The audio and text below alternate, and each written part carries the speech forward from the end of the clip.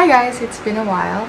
I just wanted to talk about this book, The Catcher in the Rye by J.D. Salinger, and I've been wanting to read this forever because of the many things people say about this book, mainly bad things.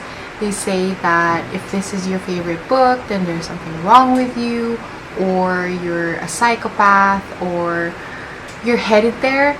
And so that in itself made me really curious about this book. This book is confusing to me. It doesn't really have a solid plot. Like, you follow a story. There's a main character named Holden, but he tells his story kind of incohesive, and so it's really hard to follow and understand the point of it all. And I do understand where people are coming from when they say that this book is a red flag because of the tendencies of the main character. It's impossible to love him. However, I think if you read this book from a different perspective, a more mature perspective, a more modern perspective especially, I think this is a psychological book. It talks about mental health, acceptance, dealing with loss, just reality and dealing with that.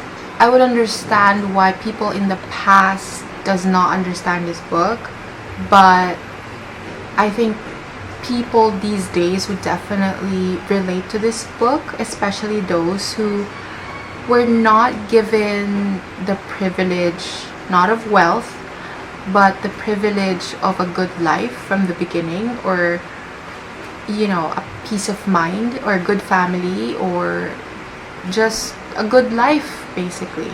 Personally, I give this 3 stars. It's okay, but because of the inconsistency in the storytelling, or just the lack thereof of a story, I failed to really connect at a personal level. I do understand it, I just cannot relate to it. Maybe I'm not at that stage. People who love this book has probably been there in Holden's situation, or at least has dabbled there. This book tells the story of Holden, who cannot do anything right, basically. That's to summarize it. He is indecisive, and he do not understand himself. He does not understand what he wants, and that confusion is what's screwing with his mind, and it's probably the same reason why it results to his indecisiveness and his inability to connect with people. It's really sad, actually, his life.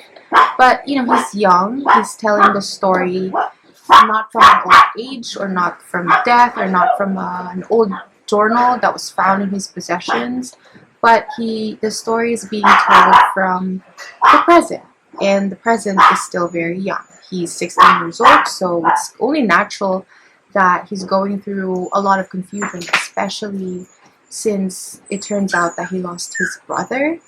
And I think that contributed to what he's going through, just dealing with loss and not knowing how to deal with that. Because in the past, we are not taught how to deal with loss. We're just taught how to avoid it, or ignore it, and move on and get it over with. But these days, people are more aware. People are more active in analyzing their mental health,